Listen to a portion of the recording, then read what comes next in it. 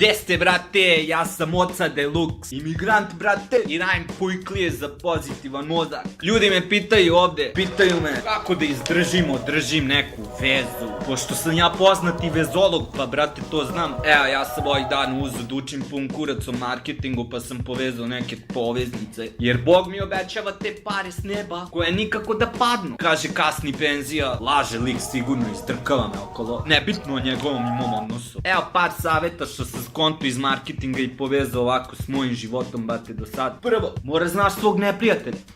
Ja to tako volim da kažem jer mi je pun kurac smešno. Znači mora znaš s kim blejiš. Ako ne znaš, to je ko da s kamionom gladnih Etiopljana pokušavaš da napraviš novi iPhone. Kakav bre crni iPhone, daj ljudima leba bre. Znači mora da shvatiš od osobe bolove i poteškoće, mislim i sreće naravno. I onda samo voziš, buraz, pucaš na te stvari. Ne o smislu iskorišćavaš. Znači nikako pretnji, odlazim ukoliko bla bla bla. To nikako, to samo stvara negativan efekat, brate. Rađa stokholmski sindrom, jebeš to, nezdravo je. Znači samo te sitnice gađaš, olakšavate jedan drugom život, kapiraš? Dođeš i kažeš, šta te muči Jorgovane? Banalan primer, ako si lik, naučiš likuš i da pereš kosu, farbaš, sušiš, sasi susru konane. Znači ne stalno jebote Bog, ponekad upadneš, ispadneš car, brate. Gledaš, mora znaš kim blejiš. Jer evo, divi koliko ja kostu imam. Znači to je kraća od prosečne ribe. Te bre, znaš da hoću da se ubijem svaki put kad je perem. I onda kad je jebeno osušim posle, toliko je ima da kad padne na tuj vrat, to je 3. stepen opekotina. Aj mrš!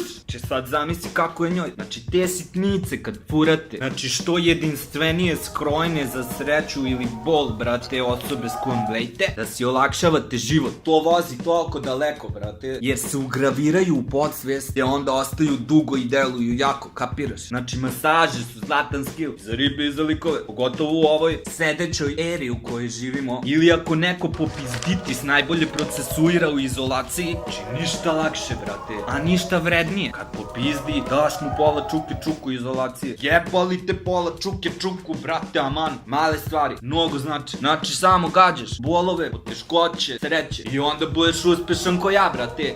15 miliona. Samo sam to hteo da kažem. Nema veze, samo kaži i samo kaži.